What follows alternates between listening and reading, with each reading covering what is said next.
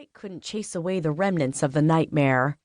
Probably because the nightmare had been her reality, and the dream was nothing more than memories of it. She hurried through the hallway, ignoring the dark corners that the light didn't reach, the open doorway that led into the bathroom. The living room was small and quaint, just like the rest of the apartment. It smelled like chocolate and looked like a page out of a 1970s Sears catalog. Plaid sofa and easy chair, small television with antenna ears. Just like Chocolate Haven, it never changed. The sofa had been there for as long as Willow could remember. The stove and cabinets and counters in the little galley kitchen were all the same. She could remember spending time there as a kid, eating cookies and drinking hot chocolate and listening to her grandmother talk about how fortunate they all were to have one another. If she could have, Alice Lamont would have lived forever, just to make sure that none of her granddaughters ever forgot what it meant to be family. But of course, no one lived forever, including Byron. The patriarch of the Lamont family was getting older, and he was slowing down. Willow had noticed that when she'd come for her sister Brenna's wedding. She hadn't said anything to either of her sisters, but she was certain they'd noticed as well. They hadn't put any pressure on Willow, but they'd hinted that she should spend more time at home. They hadn't seemed to realize that Willow's home wasn't Benevolence, the chocolate shop, the big house on the hill that they'd grown up in. Maybe because, to both of them, home was all those things.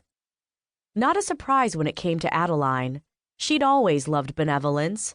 Brenna, though, she was an enigma. One that Willow wasn't going to solve at 2 a.m. when her stomach hurt and her head was pounding. Migraines sucked, and she'd been fighting one for days. She stalked into the kitchen, grabbed the old kettle, and turned on the faucet. Her hand shook and water sloshed over the rim, but she managed to get enough water in to make a cup of tea. She'd count that as a victory. She needed to win at something. She'd been losing at chocolate making for days. She scowled, annoyed with herself and with the situation she was in. She could have said no. She should have said no. The phone rang, and she nearly jumped out of her skin, the kettle clattering onto the stove, more water sloshing through the spout. She grabbed a paper towel with one hand and the phone with the other, the old yellow cord twisting and twirling as she pressed the receiver to her ear. "Hello?" she barked, her voice too loud. "I knew you'd be awake," the caller whispered, and for a moment Willow was back in time, another voice whispering in her ear, "Say a word to anyone, and your sisters die." Her hand tightened on the cord, her nails digging into her palm. "Who is this?" "How many people do you know who'd call you at 2 a.m?" the caller whispered. This time, Willow recognized the voice, the hint of sarcasm, and the soft coo of a baby in the background. "Addie? What in God's name are you doing up?" she said, imagining her sister tucked in some corner of the pretty little house she shared with her husband, newborn daughter, and the 2 teenagers she'd taken in. What most mothers of newborn babies do at 2 a.m, feeding my daughter. There is no end to her appetite.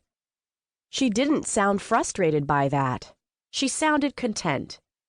"I'm also wishing I had cake. Coconut, with those yummy toasted coconut shavings on top, just like Grandmom used to make." "Want me to bake you one?"